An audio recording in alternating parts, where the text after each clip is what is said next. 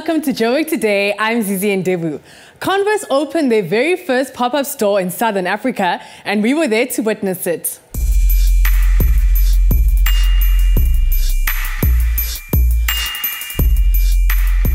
Converse is very keen on listening to its consumers and its fans and really understanding what they want.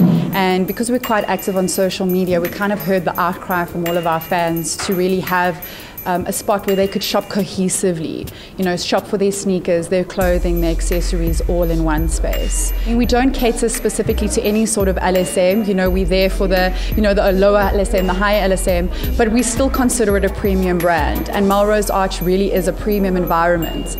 So color is always a big trend every season. It's not just something that comes, you know, with a specific season, there's a specific color. A colorful collection is, you know, always a must within the Converse brand. The most outstanding pair of sneakers we have at the moment is without doubt our collaboration sneakers. So currently we've just launched the Black Sabbath. They kind of flip over and you can see the logo on the inside, so they're very they can adapt easily to your wardrobe. We have the Jack Purcell, which started out in a badminton heritage, which is a very classic looking sneaker. We have the iconic Converse Chuck Taylor All-Star, which is like the sneaker version of the LBD. Everybody's got one in their wardrobe. And then we have Cons, previously known as the Star Chevron, which everybody knows with the little star and the arrow, which is a skate-inspired sneaker. And then for those who are really into the excessive fashion embellishments, we have the John Bovatos collection.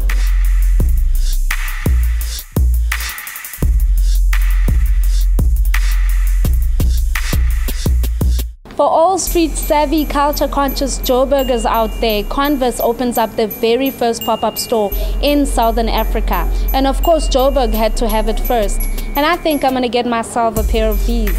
I'm Butumelela Ratokwena for Joburg Today.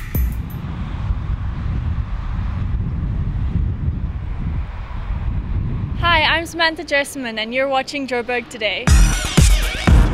Join the conversation on our Facebook page, joburgtoday.tv. Follow us on Twitter @JoburgToday. And if you're on the move, then pockettv.mobi. That's pocket with an I. Nishina caught up with the very talented Kibonen to talk about her extravagant fashion line.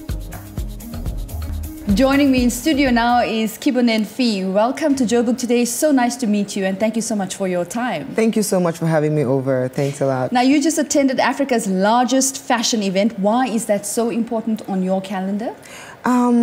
Mercedes-Benz Fashion Week Africa honestly is the most important fashion week for me on the continent, and this is because being a fashion designer from Cameroon, living in America, it's always you kind of feel lost.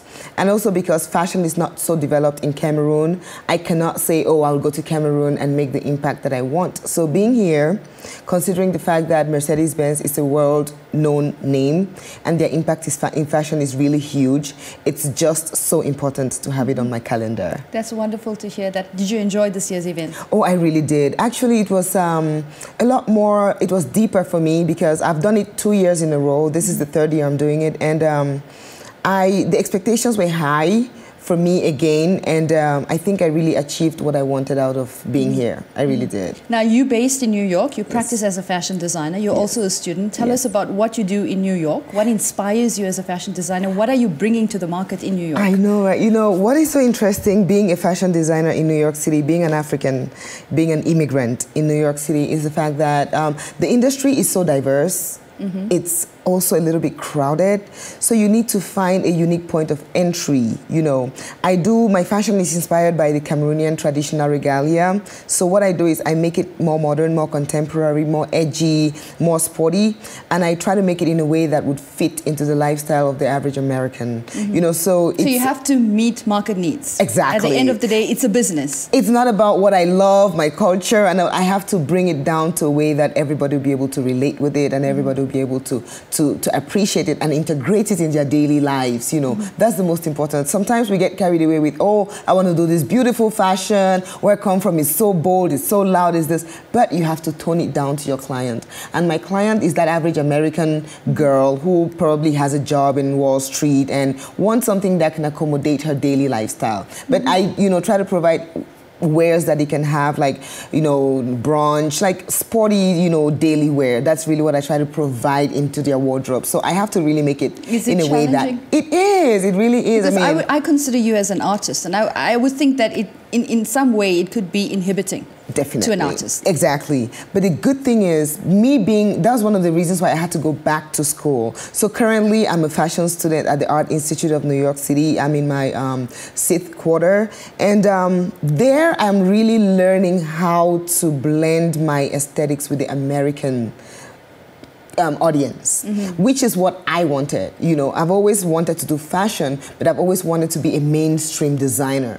So getting back to school actually was a way for me to get back into the mainstream. So through school, first of all, I had the opportunity to intern for Donna Karan, which is really good. She's one of the biggest designers in New York City, and her aesthetics are perfect. The Americans love her work. So it was great for me to be able to work there and have that experience. You know, it really greatly affected, you know, I had some of it affected the way I did this last collection. And it's really a situation where you want to learn and you want to have an open mind to be able to learn as much as you can. Also, through my school, I got a chance from a competition we did in school to showcase my collection at Mercedes-Benz Fashion Week, New York City, which is also the biggest fashion week in the world. You know, I showed a 6-look collection because we were 13 students chosen. And also through that process, you know, working with my professors, they were mentoring us all through the process. I could really learn what, you know, my audience would want. It was colorful, it was bold. However, you would still find the people who want to have that distinction in the way they dress. So I had a look at some of your work and I was thoroughly impressed. Certainly very colorful and very bold. And you bring out an exotic, but it's not really, when you look at it at first glance, you can't really say this is African. You just think this is really exotic. This is really bold and colorful, and you bring in that contemporary feel to it as well. So congratulations. Thank you so much. I'm sure you will be an inspiration to many young Cameroonians who want to be great fashion designers in this world. Definitely. It was great meeting you. Thank you so much. Hi, I'm Francois van Coke from Van Coke Cartel, and you're watching Joburg Today. Us Joburgers absolutely love our cars, and in case you didn't know, the largest Porsche dealership in the world by footprint is situated right here in Joburg.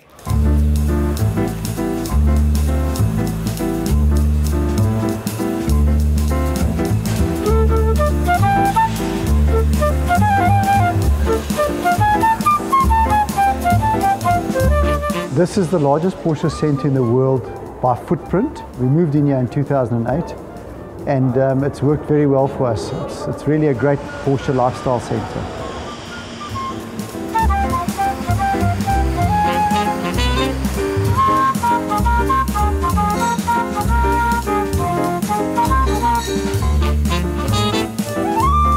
Johannesburg is the center of business in South Africa, Gauteng as well. But we also have Porsche centers in Cape Town and in Umhlanga, and we're currently building the 4th one now in Pretoria. We wanted to make sure that all the cars were under one roof, our new cars and our pre-owned cars. We wanted to make sure all our parts, body shop, marketing activities, training were under one roof. So that dictated, we didn't specifically want it to be the biggest. What happened was it just turned out that way. We do about 1,000 Porsches a year here.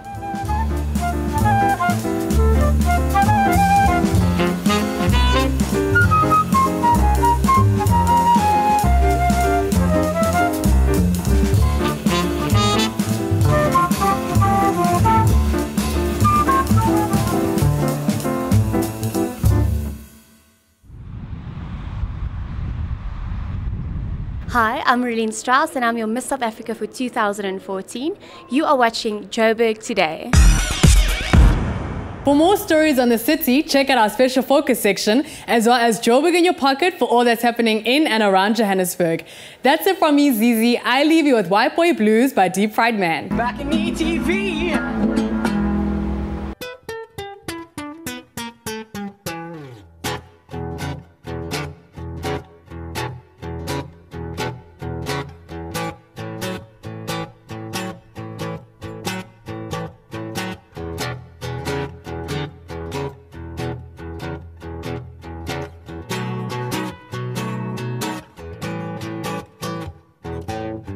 Woke up this morning in a Tuscan villa.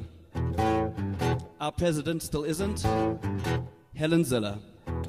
I'm scared this country's turning into the next Zimbabwe, so I spend my time looking for clues. I think I've got a bad, bad case of them white South African blues.